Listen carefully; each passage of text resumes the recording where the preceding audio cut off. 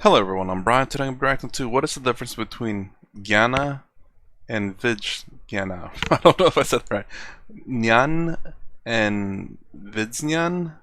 Again, Lakhani, there's many pronunciation. I want to pronounce it correctly. I've been pronouncing it Jnana.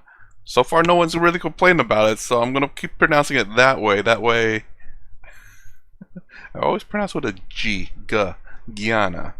Anyways, the question I'm gonna, not really question, there's a statement I made in the last video, said I'm gonna answer my thoughts on these four yogas, two in one and two in another category.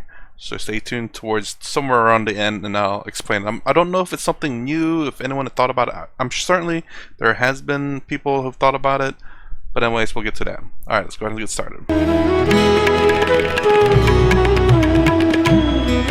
Scholars classify Sri Ramakrishna's ethos or belief system as Vijnana. So he wasn't a straight Advaita Vedantist. Yes. Okay? You see, So what is this classification about? you see, Ramakrishna used the word Gnan and Vijnan to mean the following. Gnan, he meant, this is how he was using the word Gnan. I hope I'm right. Gnan was used to mean, if you like, our knowledge about the worldly things, including our social life, our cultural life, our scientific worldview or empirical world that we interact with.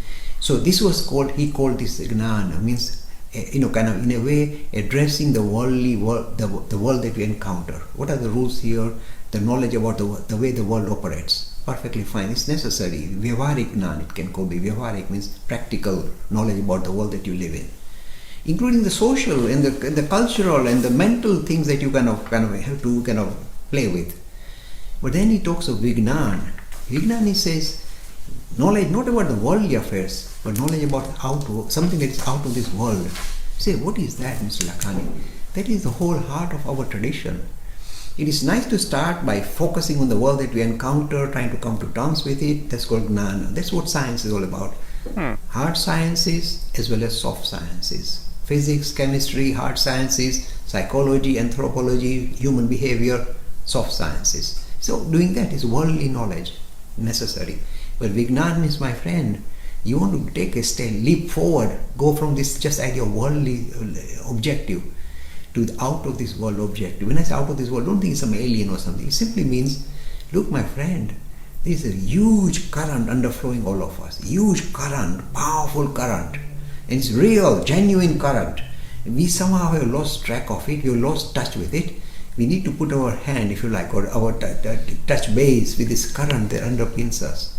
And that is called Vijnan, rising above ordinary knowledge to extraordinary knowledge by focusing on the spiritual aspect of our being. You may think Mr. Lakhani is floaty words, woolly stuff. It is, sounds like it, isn't it? If you're not touch base with it or not, you don't know what I'm talking about, it will appear floaty. So essentially, non-yoga is transactional reality knowledge, or as I call it, objective reality. So transactional reality, according to Swami Sarvapriyananda, it's part of the three realms. I can't remember how he defines the lower realm, the dream realm, the dreamer realm, what I call the subjective reality. Then there's the transactional reality, which I call the objective reality, transactional being this world that we live in. Then there's absolute reality, which I call absolute reality, which is called Brahman. In terms of the materialistic world, the absolute reality is whatever is existence, or whatever the smallest absolute particle that exists in everything. So if it exists, it must contain this particle. That particle, we call it Brahman. So therefore, if it exists, it's Brahman. So Vijnan is what I thought Jnana Yoga was, or non-yoga. Non-yoga. I thought what Jnana Yoga, as I pronounce it, Jnana Yoga is basically obtaining knowledge to find your true self, I think. But perhaps, I mean, I've not touched up too much in Jnana Yoga, so this is the reason why I'm kind of going through Karma, Bhakti, Jnana, and then touch up on Raja, because I think Raja is purely meditation, so I don't know how much of that I can really do, but Jnana is what I've been interested in, so Vijnana. All right, let's go and keep going. And woefully, but I'm being very honest with you. The only way I can, in a way, convince you there is a deeper dimension to yourself and the world we encounter is through first-hand experience. And this can happen sometimes just by, wonderful lot of hard work, sometimes by the grace of some great master. And when you touch it, then there is a Vijnana, the deeper dimension of reality. By the way, this is one of the interesting things. When we're looking at the cutting-edge discoveries of modern sciences, suddenly we are discovering that the Jnana that we talk about, the worldly knowledge we have like physics and neuroscience, is now in a way almost touching Vijnana and getting a shock, real shock. I give you the two examples I've used again and again. In physical or physical science, the idea of quantum is giving a shock to this kind of idea of a material world, saying there's something other than the material world that you must learn about, talk about, think about. And there are no vocabulary in science, he just calls it quantum phenomena. The world of matter is appearances. So what is behind it? That is called Vijnana. So in physics we are discovering it. Unknowingly we are touching base with the same idea of the Hindus have been talking about for thousands of years. In neuroscience also, when you talk about what is the nature of consciousness itself, forget about what we are conscious about, that is worldly knowledge. Consciousness itself, you say, oh, what is that? I'm telling you, I've met many neuroscientists, they have no clue what is consciousness, which slice of the brain produces it. So again, through neuroscience, life sciences, we are touching base with the deeper current that I'm talking about. So it's not just airy-fairy, waffly stuff, it is being rediscovered through the integrity of modern science itself. I'm very pleased to say that. Okay, so that's actually my thing about the fact that where he was talking about consciousness in the brain, where he said they don't know which slice of the brain. Okay, I'm done with the video. I'm gonna do lots of talking now. The rest of the video is just me talking. So, which slice of the brain is the consciousness? My thing on that one is that the fact that one, we cannot know for sure, at least with current technology, just because I have a feeling in order to know what slice of brain has your consciousness in, you're going to have to open someone's skull and start taking out pieces of the brain, and eventually you're going to kill them and find out it's like, okay, maybe that's the one. So it's going to be, it's inhumane at the moment. Perhaps with technology goes a little bit more advanced, they can maybe pinpoint it. And with Sadhguru's experiment, the one he's talking about, where he went to this institution of science where he sat there and meditated, and they poked at him, thought he was dead. It's like, oh no, please just say I'm dumb instead of dead, because I could live with dumb but not dead. I remember him saying something along those lines. It was really funny.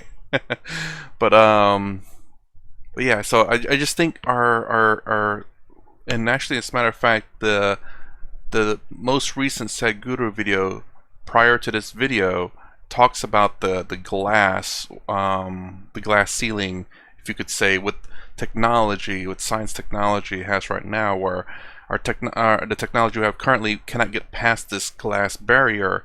Until it advances, we cannot break through it. We cannot discover more things.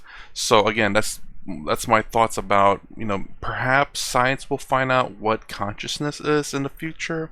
Maybe they can figure out where consciousness come from. I don't know. There's nothing guaranteed, but it's just a thought.